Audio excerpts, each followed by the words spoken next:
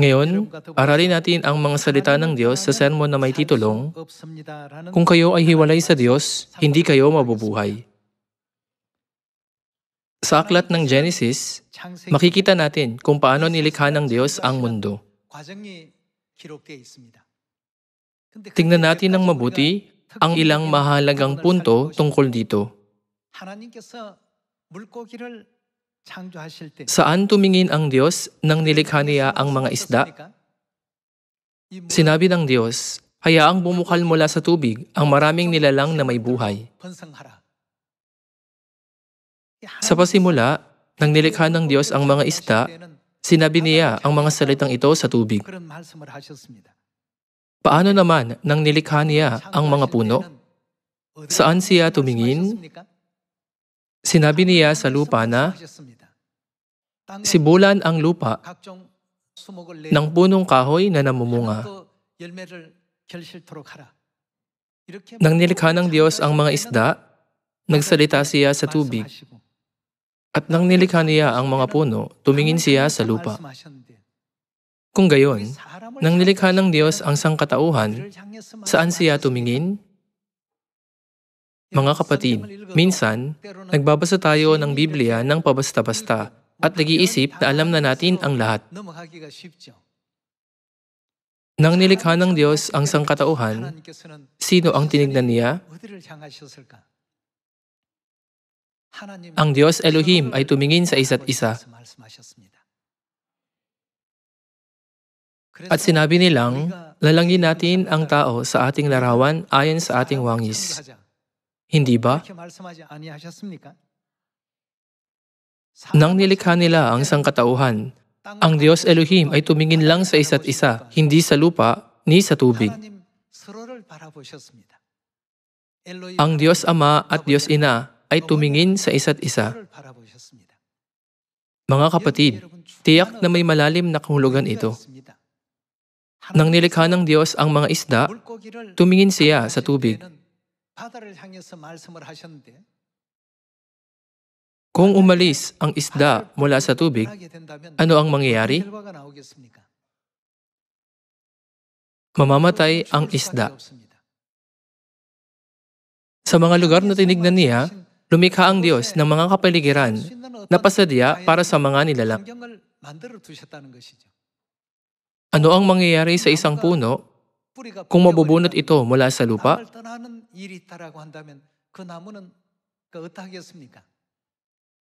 Ang puno ay hindi mabubuhay.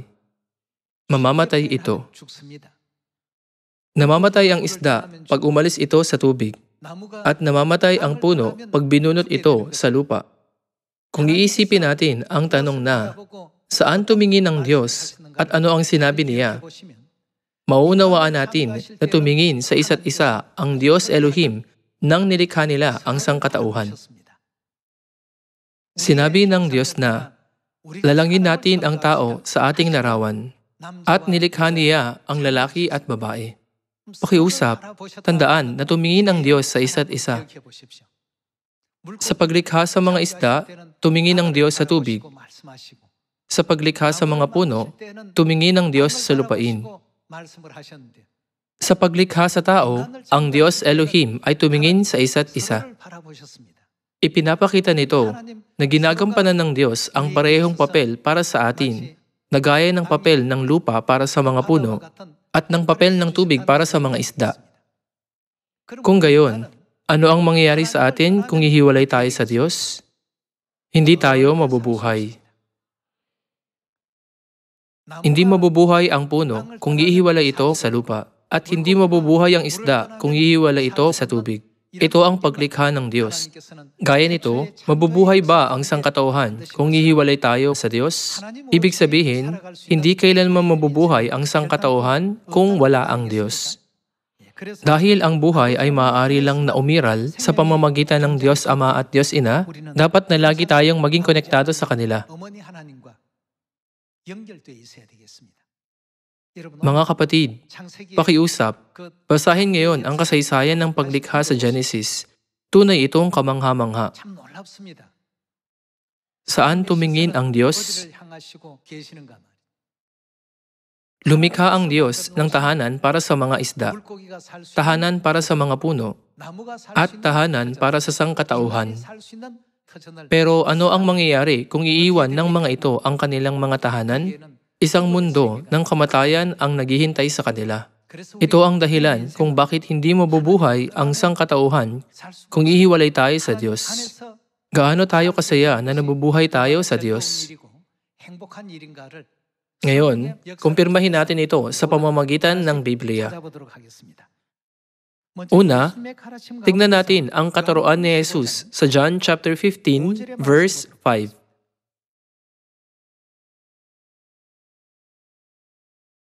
John chapter 15, verse 5, Ako ang puno ng ubas, kayo ang mga sanga.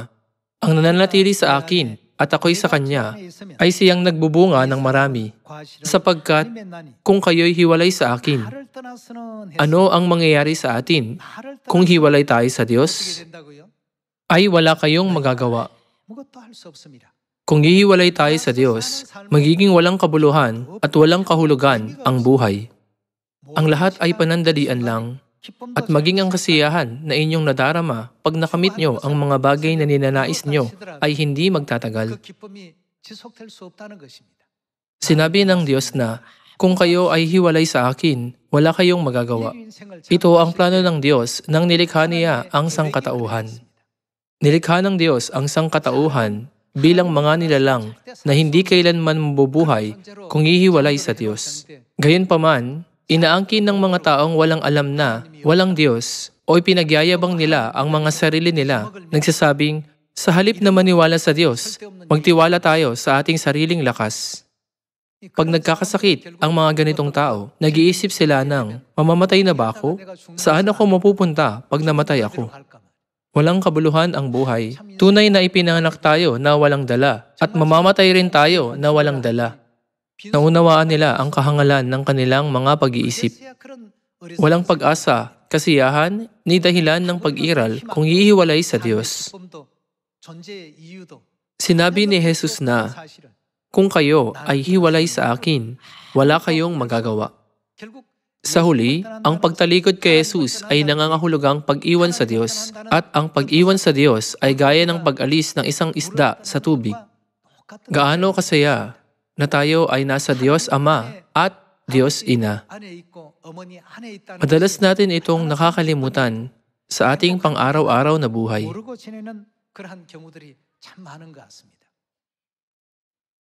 Nang nilikha ng Diyos ang langit at lupa, hinanda na niya ang lahat ng bagay, kung saan ang sangkatauhan ay maaring magtamasa ng lubos na kasiyahan at magpanatili ng kanilang buhay.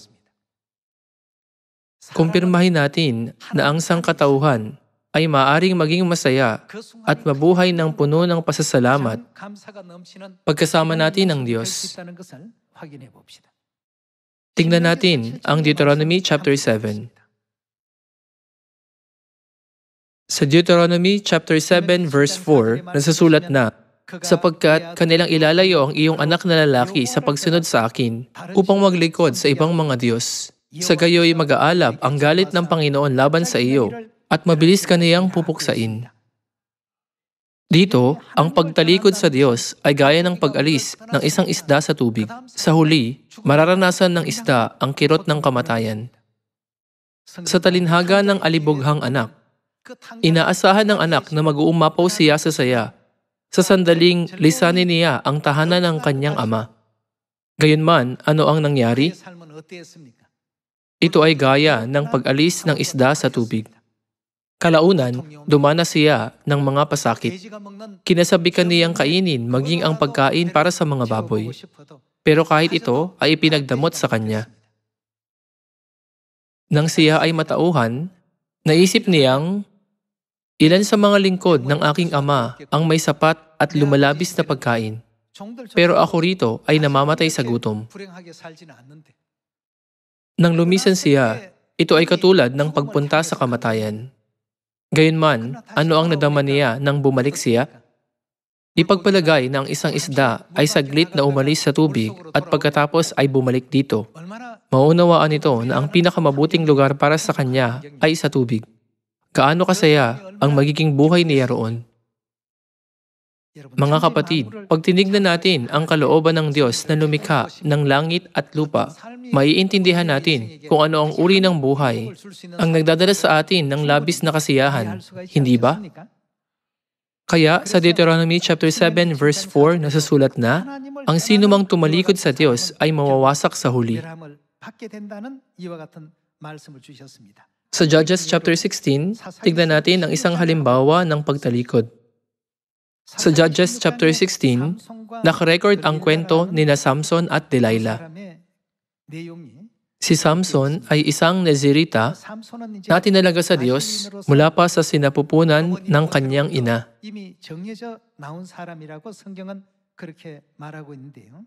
Gayunman, natukso siya ng isang magandang babae na nagngangalang Delilah at nagresulta ito sa paglabag niya sa kautusan ng Diyos.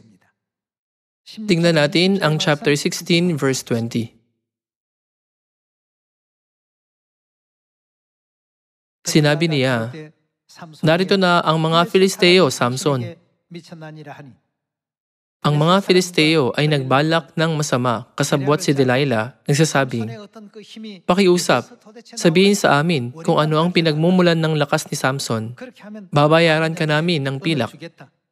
Sa madaling salita, tumanggap siya ng salapi at nagtanong kay Samson kung saan nagmumula ang lakas niya. Noong una, hindi niya sinabi sa kanya ang totoo. Sinabi niya na, kung tatalian nila ako ng 7 sariwang yantok na hindi natuyo, ako ay manghihina. Gayunman, hindi ito totoo. Pagkatapos, sinabi niya na, kung tatalian nila ako ng mga bagong lubid na hindi pa nagamit, ako ay manghihina.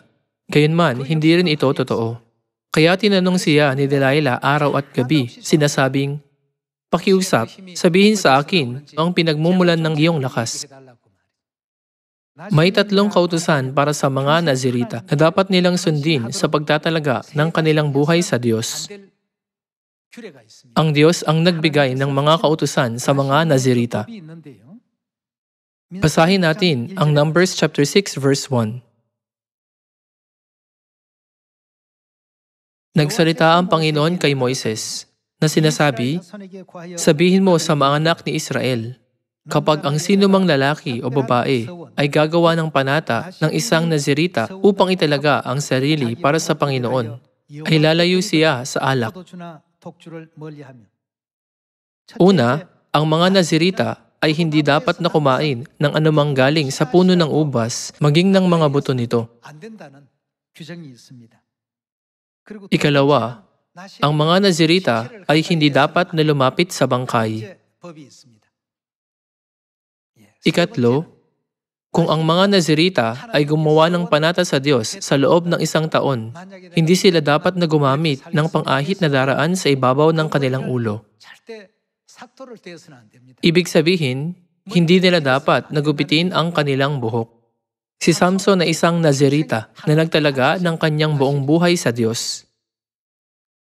Gayunman, sinabi niya kay Delilah ang kanyang lihim. Pagkatapos, inahit nito ang kanyang buhok habang natutulog siya. Dahil sinuway ni Samson ang kautusan ng mga Nazirita, ang Espiritu ng Diyos ay humiwalay sa kanya.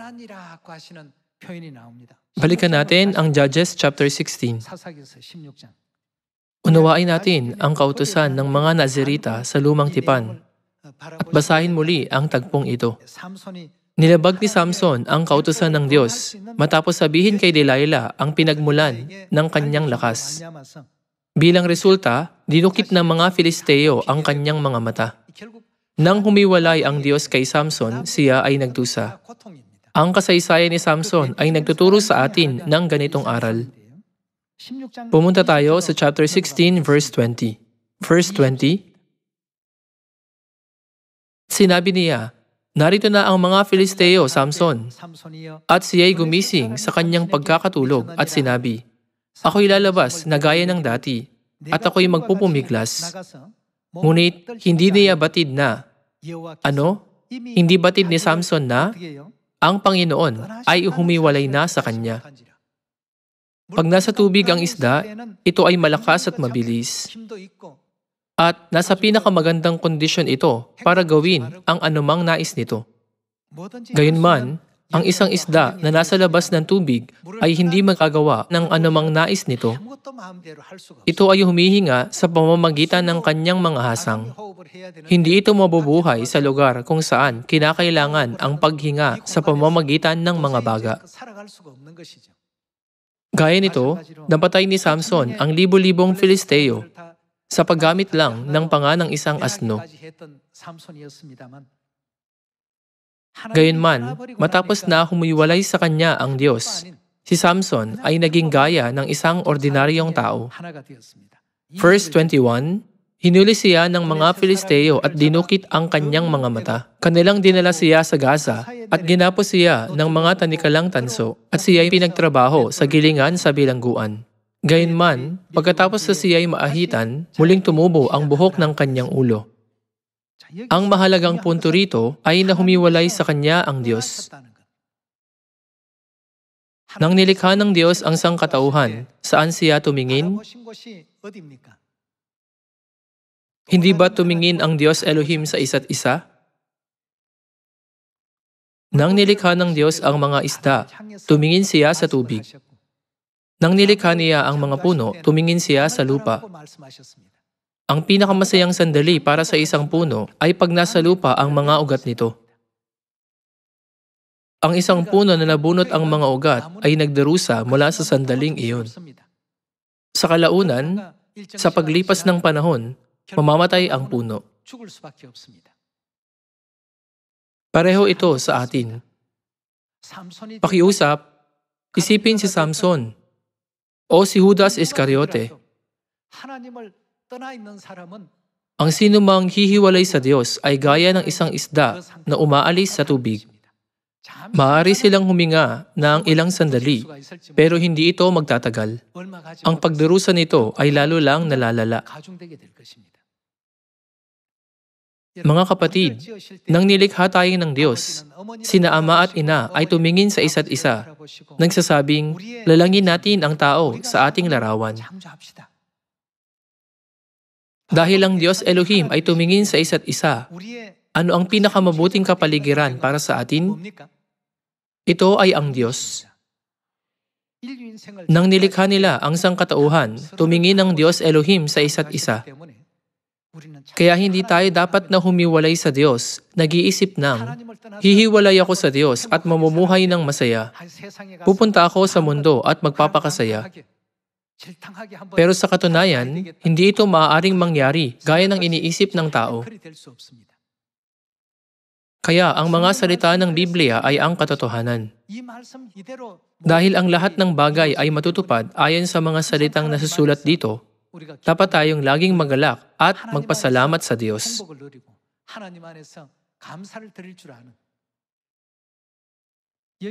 Pakiusap, isipin si Samson na tumuon sa isang babae.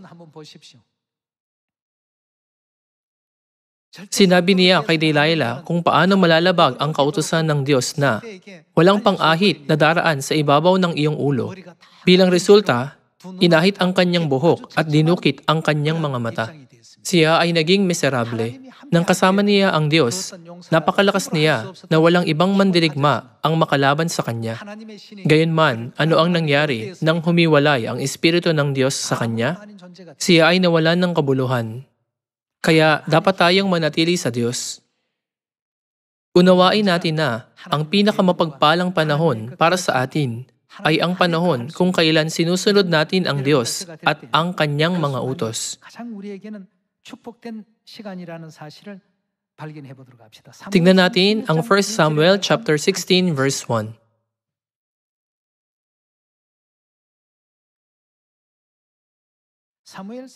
Sa 1 Samuel chapter 16 verse 1, nasusulat na, sinabi ng Panginoon kay Samuel, hanggang kailan mo iiyakan si Saul, gayong ano ang ginawa ng Diyos?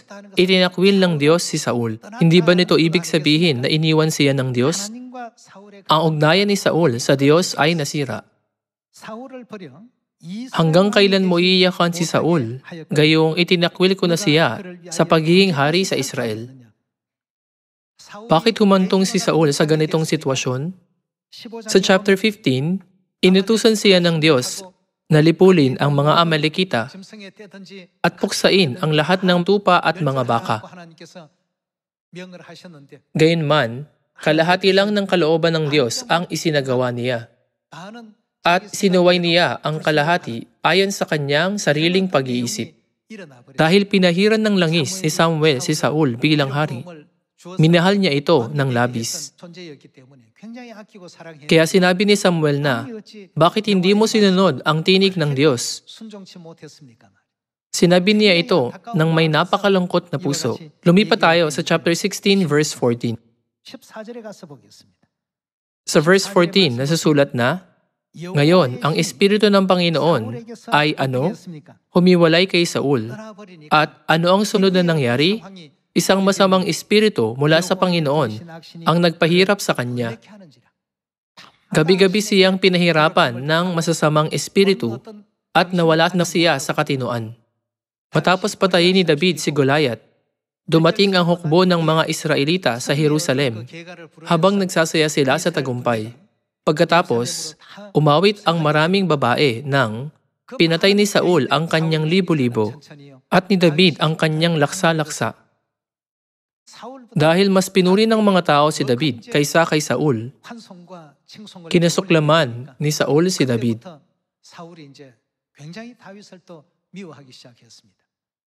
Nang sumanib ang masamang espiritu kay Saul, naghagi siya ng sibat para patayin si David. Makikita natin ang di normal na buhay ni Saul sa aklat ng 1 Samuel. Ano ang naging dahilan nito? Ano ang ginawa ng Espiritu ng Diyos? Humiwalay sa kanya ang Espiritu. Ang sitwasyong ito ay pareho sa pag-alis ng isda sa tubig. Sa oras na umalis ang isda sa tubig, hindi na nito makokontrol ang sarili. Noong una, si Saul ay isang hari na tapat sa Diyos. Gayunman, matapos mamuhay bilang isang hari sa loob ng mahabang panahon, naging mapagmataas siya. Sa halip na isagawa ang utos ng Diyos, ginawa niyang dahilan ang mga tao para sundin ang sarili niyang mga ideya. Ang kalahati ng pag-iisip niya ay sumunod sa utos ng Diyos, at ang kalahati ay sumunod sa sarili niyang pag-iisip. Sa katunayan, ito ay pagsuway. Bilang resulta, humiwalay ang Espiritu ng Diyos kay Saul. Sa ibang salita, tinalikuran ni Saul ang Diyos. Bilang resulta, sinuway niya ang salita ng Diyos. Pagkatapos nito, nagdusa si Saul sa loob ng mahabang panahon. Nagdusa siya sa kawalan ng katinoan, sa pagkainggit at sa kahinaan dahil kay David, at pinahirapan siya ng masasamang espiritu. Sa huli, sa chapter 31, siya at ang kanyang mga anak ay napatay sa pakikipaglaban sa mga Filisteo. Lumipat tayo sa 1 Samuel chapter 31.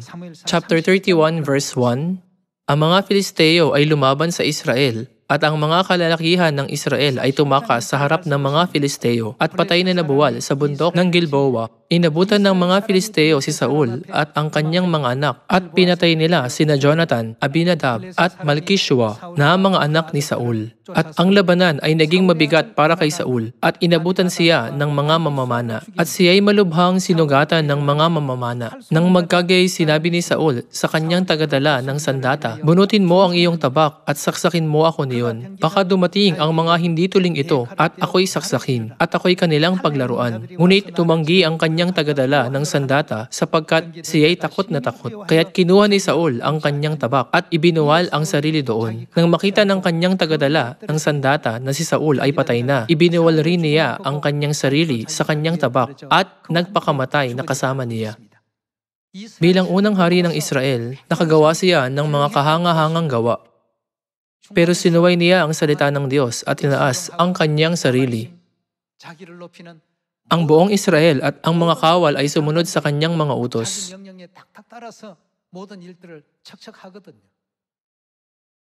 Gayunman, nilimot niya ang Diyos at inuna ang sarili niyang mga pag-iisip. Mga kapatid, pakiusap, tandaan na dahil sa mga sandaling tulad nito, iniwan ng Diyos si Saul. Ang kanyang ugnayan sa Diyos ay otomatikong naputol dahil tinalikuran ni Saul ang Diyos. Ito ay tulad ng nasirang ugnayan sa pagitan ng isda at ng tubig at sa nasirang ugnayan sa pagitan ng mga puno at ng lupa.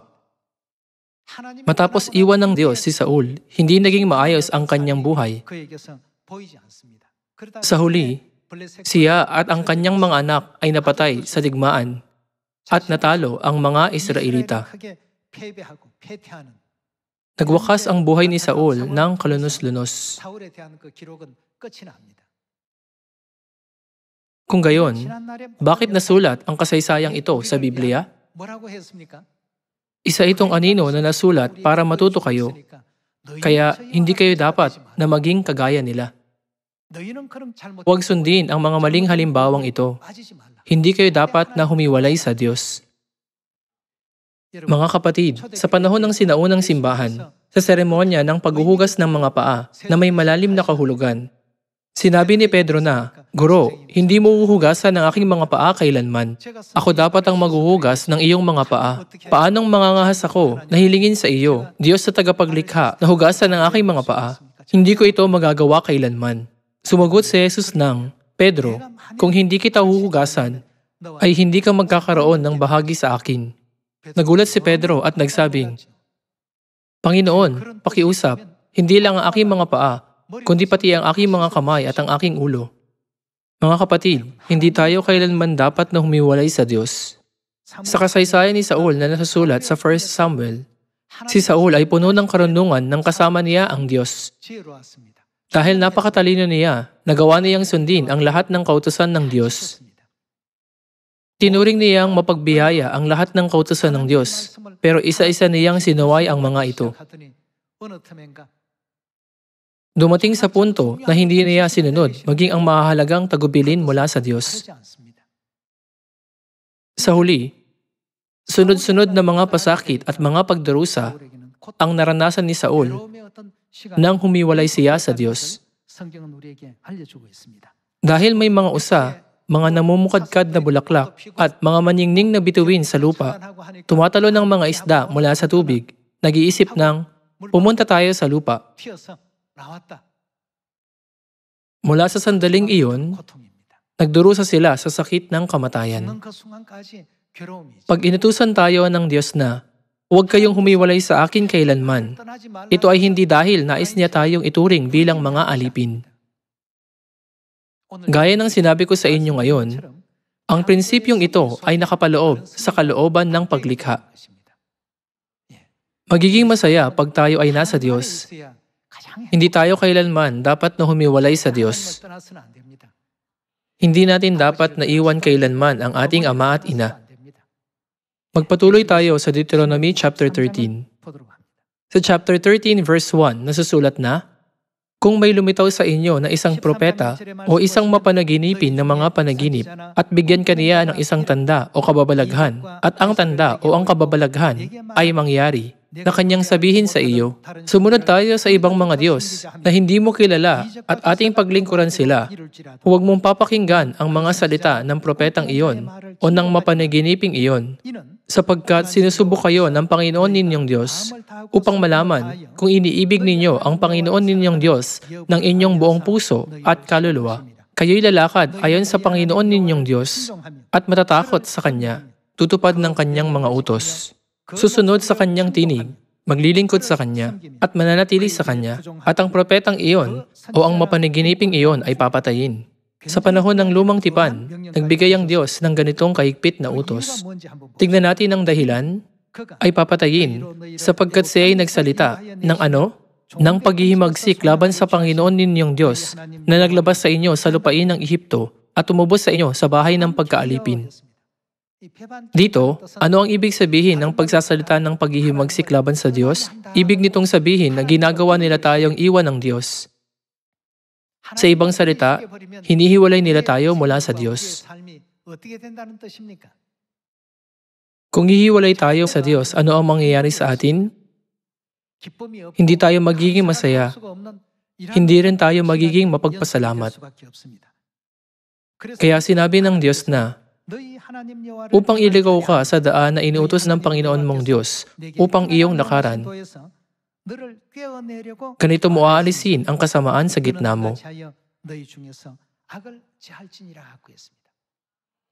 Isang napakabigat na kasalanan ang ilayo ang iba mula sa Diyos. Dapat nilang pakinggan ang mga salita ko nang higit kaysa sa mga salita ng Diyos.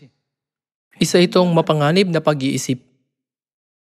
Kung mahal natin ang ating mga kapatid sa Zion, saan natin sila dapat napanatilihin?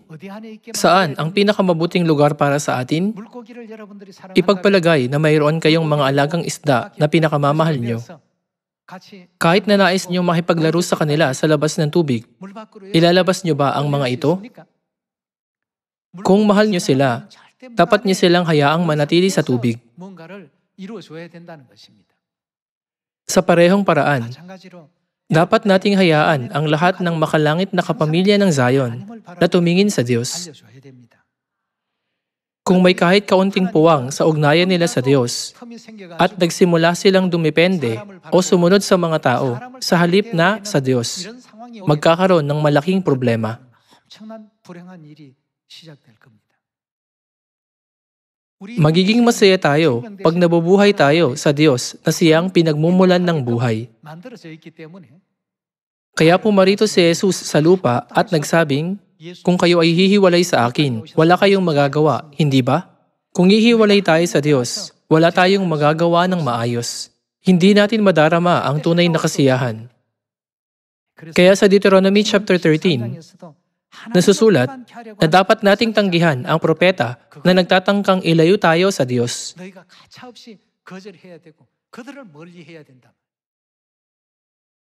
Sinasabi pa ng Biblia na ang propetang iyon o ang mapanaginiping iyon ay papatayin. Gaano kaseryoso ang mga salitang ito? Sa Matthew chapter 7, ano ang sinabi ni Jesus tungkol sa mga lumalabag sa kautusan? Hindi ko kayo kilala kailanman. Lumayo kayo sa akin, kayong mga gumagawa ng kasamaan. Ano ang ibig sabihin ng paglayo kay Jesus? Ibig nitong sabihin na hindi kayo maaaring magkaroon ng buhay na walang hanggan ni ng kapatawaran ng mga kasalanan. Haharap kayo sa walang hanggang pagdarusa. Lumayo kayo sa akin, kayong mga lumalabag sa kautusan. Mga kapatid, isipin ang salita ni Jesus na, lumayo kayo sa akin. Dapat natin itong katakutan gaya ng ginawa ni Pedro. Gayunman, ang mga hindi pagganap ay mabilis na umiiwan sa kanya. Ito ang tunay na kahangalan. Hindi tayo kailanman dapat na tumalikod sa Diyos. Ang mga pinakamasayang sandali sa buhay ng tao ay pag nasa Diyos tayo. Iniiwan ng ilang miyembro ang simbahan dahil sa mga makamundong bagay at bumabalik kalaunan. Bumabalik sila at nagsasabing, naunawaan ko na napakasaya ko noong nasa Zion ako sa ilalim ng gabay ni na ama at ina. Madalas ko itong marinig mula sa mga nawawalang tupa. Kaya dapat tayong mamuhay sa yakap ng Diyos. Sino ang Diyos na dapat nating kasama? Manahan tayo sa Diyos Ama at Diyos Ina. Basahin natin ang Revelation chapter 22 verse 17. Ang Espiritu at ang babaeng ikakasal ay nagsasabi, halika, at ang nakikinig ay magsabi, halika, at ang nauuhaw ay pumarito, ang may ibig ay kumuha ng tubig ng buhay ng walang bayad. Sa Genesis chapter 1, nang nilalang ng Diyos Elohim ang sangkatauhan, tumingin ang Diyos Elohim sa isa't isa at nagsabing, lalangin natin ang tao sa ating larawan. Ginampanan nila ang papel ng isang natural na kapaligiran para sa atin. Gaya ng ibinigay ng Diyos ang dagat bilang natural na kapaligiran para sa mga isda at ang lupa naman para sa mga puno, ibinigay ng Diyos ang natural na kapaligiran na tinatawag na Diyos para mabuhay ang mga tao. Kaya, ano ang sinasabi sa Revelation chapter 22 verse 17? Nasusulat na ang buong sangkatauhan ay dapat na lumapit sa Espiritu at sa babaeng ikakasal. Sa buong buhay nila, nagtatanong sila ng, sa lupa, may higit pa bang karunungan? O may higit pa bang kaalaman? O may mas dakila pa bang kagalakan at kasiyahan? Gaano man nila lubusang siyasatin ang lahat ng bagay, may kukumpara ba ang kahit na anong bagay sa kasiyahan ng pagiging nasa Diyos? Kaya tinawag ni na ama at ina ang kanilang mga minamahal na anak sa huling kabanata ng Biblia.